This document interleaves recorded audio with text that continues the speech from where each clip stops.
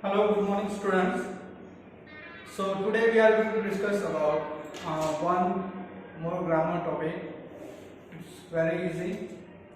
ખૂબ જ નાનો ટોપિક છે પણ ખૂબ જ ઉપયોગી છે તમારી લાઈફમાં લાઈફસ્ટાઈલમાં. રિમૂવ ટુ ક્યારેક ક્યારેક તમે તમારા સેન્ટેન્સમાં તમે જ્યારે વાક્ય બોલો છો તમારી જિંદગીમાં કે તમારી લાઈફસ્ટાઈલમાં તો તમે ક્યારેક ક્યારેક ટુનો યુઝ કરો છો, બરાબર. ટુ એક એડવર્બ છે તો તેનો તમે યુઝ કરો છો અને ટુનો મિનિંગ થાય છે more than enough. Okay, too means more than enough, હદ કરતા વધારે. તો ક્યારેક ક્યારેક એક્ઝામમાં તમારે જ્યારે તમે 10th 12thમાં તમે આવશો ત્યારે એક્ઝામમાં ગ્રામર સેક્શનમાં એક ક્વેશ્ચન હશે. આવી રીતે ક્વેશ્ચન પૂછેલો હશે અને અહીંયા ઇન્ટુ બ્રેકેટ કૌંસમાં લખેલું હશે કે રિમૂવ ટુ. તો તમે જે ટુ નો યુઝ થયો છે એડવર્બનો તેને રિમૂવ કરીને તમે બીજી કઈ રીતે તમે સેન્ટેન્સ બનાવી શકો છો તે આપણે આજે જોઈશું. ખૂબ જ સરસ મજાનો ટોપિક છે અને ખૂબ જ નાનો પણ છે. તો મેં અહીંયા કેટલાક સેન્ટેન્સ લખ્યા છે. તો આપણે પહેલા સેન્ટેન્સીસ જોઈશું, પછી તેની જે સેન્ટેન્સ પેટર્ન છે અથવા સ્ટ્રક્ચર છે ટુ વાળા વાક્યનું તે જોઈશું અને તેના પછી તેને આપણે રિમૂવ કરીને કઈ રીતે વાક્ય રચનામાં ફેરફાર કરી શકીએ અને કઈ રીતે વાક્ય રચના બનાવી શકીએ તે આપણે જોઈશું. તો સૌથી પહેલા આપણે અહીંયા લખ્યું છે કે he is too weak to walk fast. Okay, first sentence છે he is too weak to walk fast. તો ટુ નો મીનિંગ થાય છે more than enough, હદ કરતા વધારે. ઓકે, ના કરતા વધારે. તો he is too weak, તે એટલો બધો વીક છે to walk fast, ઝડપથી દોડવા માટે. ઓકે, તો તે એટલો બધો વીક છે, એટલો બધો અશક્ત છે કે તે ઝડપથી ચાલી શકશે નહીં. he is too weak to walk fast, તે એટલો બધો વીક છે કે તે ઝડપથી ચાલી શકશે નહીં. હવે તેની સેન્ટેન્સ પેટર્ન વાક્ય રચના જોઈએ તો subject plus verb plus too, okay, plus adjective અથવા એડવર્બ પ્લસ ટુ ઇન્ફિનિટિવ વાળું ગ્રુપ અને પછી અધર વર્ડ્સ, બીજા શબ્દો જે આપણે કહીએ તે. તો સબ્જેક્ટ તમે જોયું તો he is એ વર્બ છે, too weak adjective, to infinitive વાળું રૂપ મતલબ ટુ વાળું રૂપ, તમે જેને આપણે ટુ વાળું રૂપ કહીએ છીએ, મૂળ રૂપ કહીએ છીએ તે two walk, okay, two run, to go, okay, to climb. તો આ બધા ટુ ઇન્ફિનિટિવ વાળા રૂપ છે જેને આપણે વર્બ કહીએ છીએ. તો તે ટુ ઇન્ફિનિટિવ વાળું વર્બ અને પછી બીજા શબ્દો. ઓકે, તો આ થયું જે ટુ વાળું જે છે તેની વાક્ય રચના. હવે ક્યારેક ક્યારેક આગળ તમને બતાવીશ કઈ રીતે. તો ક્યારેક ક્યારેક આપણે રિમૂવ ટુ ની વાત કરીએ છીએ અત્યારે, બરાબર, કે રિમૂવ ટુ કઈ રીતે કરવું. ક્યારેક ક્યારેક તમને ઊંધું કરી આપશે કે તમે જ્યારે આપણે આન્સર લખીશું ત્યારે તમને ખ્યાલ આવશે કે તેને રિવર્સ કઈ રીતે કરવું. ઓકે, ટુ કઈ રીતે એડ કરવું, જે રીતે રિમૂવ કઈ રીતે એડ પણ કઈ રીતે કરવું. તો એ આપણને તમે આ સમજી લેશો પછી તમને ઈઝી થઈ જશે. સો the first sentence is he is too weak to walk fast. તો હું આને આ રીતે રિમૂવ કરી શકું કે he is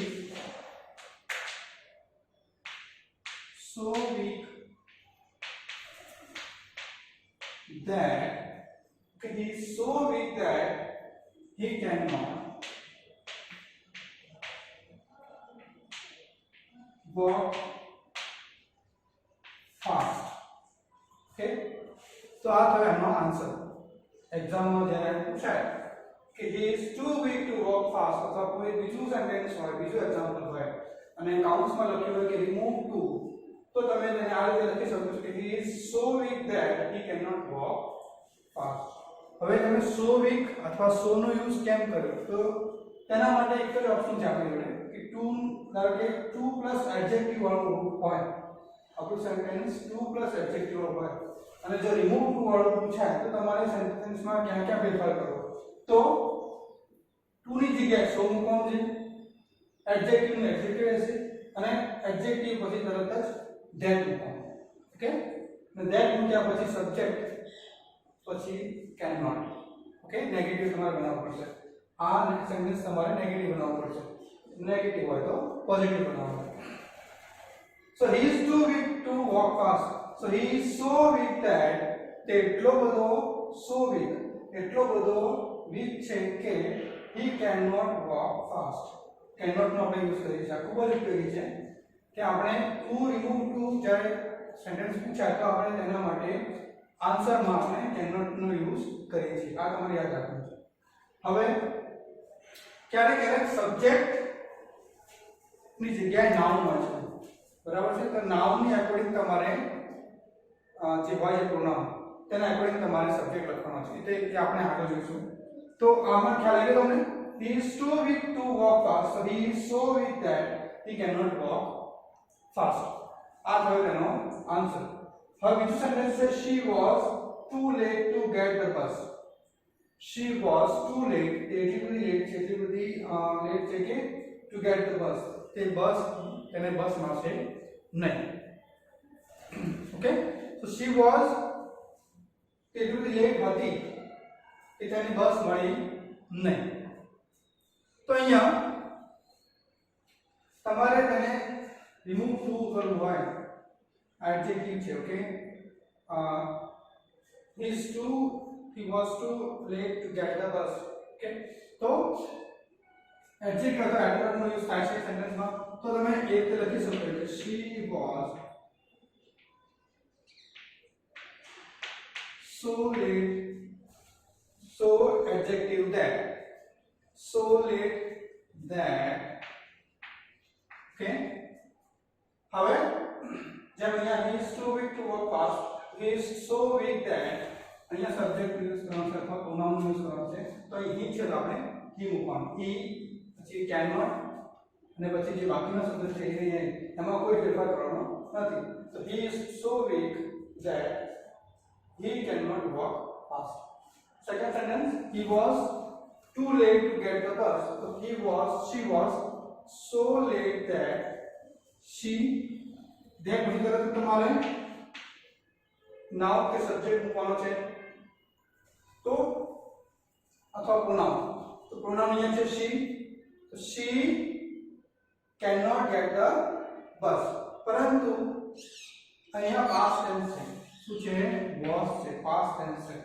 હવે જ્યારે પ્રેઝન્ટ ટેન્સ હોય તો તમે cannot યુઝ કરશો. Okay, and when sentence in past tense, so we have to use could not. જ્યારે સેન્ટેન્સ past tense માં હોય ત્યારે આપણે could not નો યુઝ કરવાનો છે. ઓકે, આ વાત ખાલી યાદ રાખવાનું છે. પ્રેઝન્ટ ટેન્સ હોય તો cannot અને past tense હોય તો could not. અને ટેન્સ કયું છે તો તમને ઓળખતા આવડે છે. તો એ was છે તો past tense થઈ ગયો અને past tense તો આપણે શું કરીશું? could not. She was so late that she could not. પછી જે બાકીના શબ્દો છે, બાકીના જે વાક્યો છે એ રીતે didn't get the bus. Okay, she was so late that she could not get the bus. Next sentence, he is too dull to solve the problem. He is too dull to solve the problem. तो સૌથી પહેલા તમારે tense જોવાનું. Tense છે he is. So present tense. He is too dull to solve the problem. તેનો answer કેવી રીતે થશે?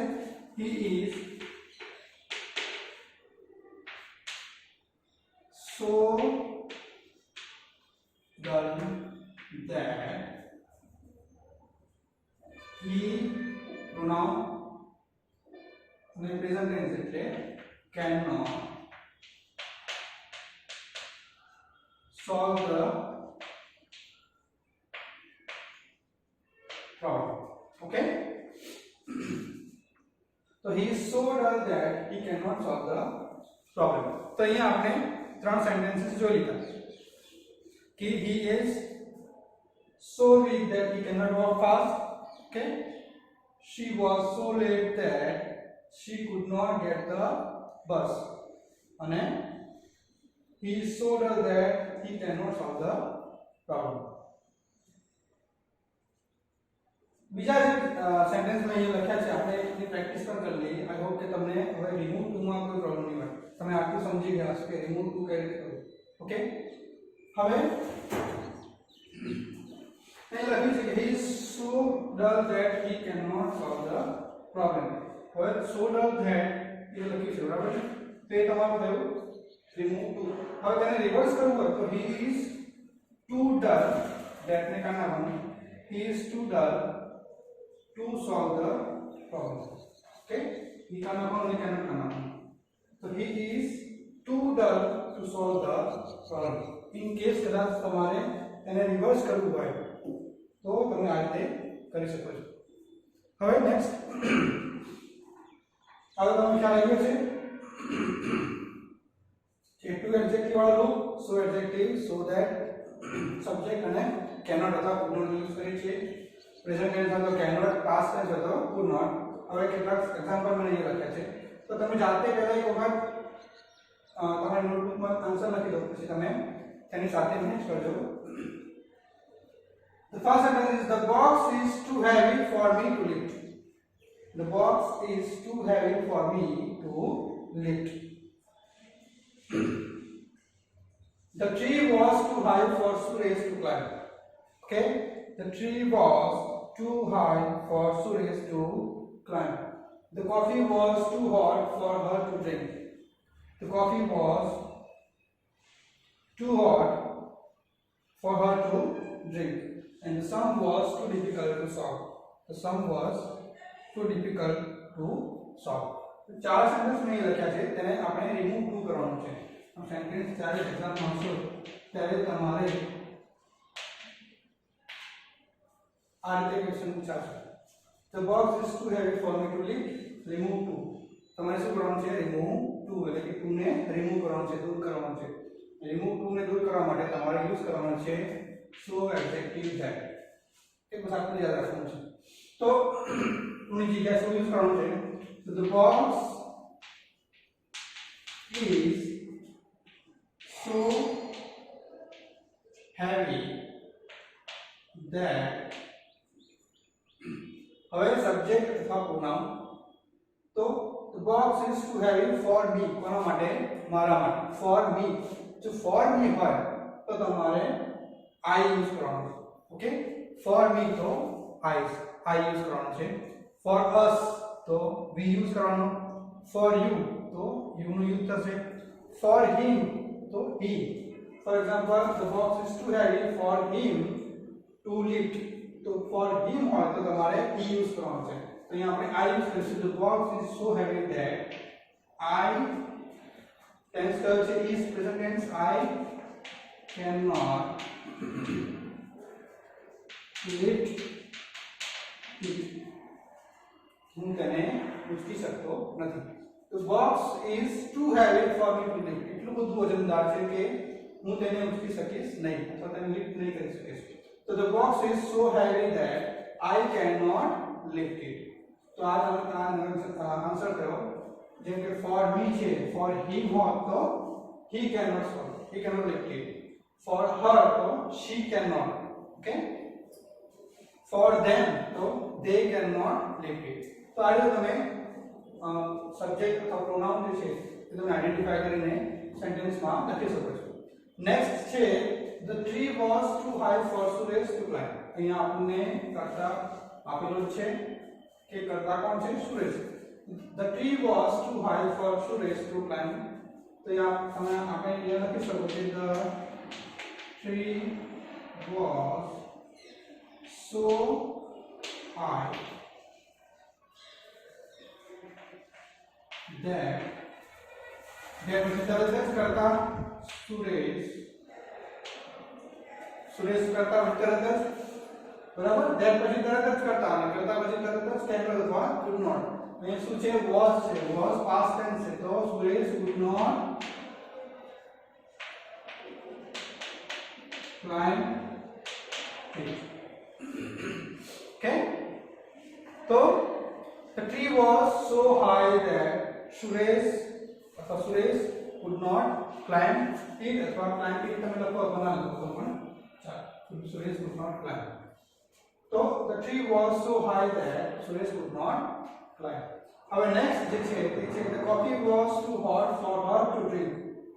coffee ખૂબ જ ગરમ છે કોના માટે ફોર હર તેની માટે ટુ ડ્રિંક પીવા માટે તો અહીંયા ફોર હર આપેલું છે સબ્જેક્ટ અથવા કર્તા આપણને આપેલું છે તો coffee was in the past tense the coffee was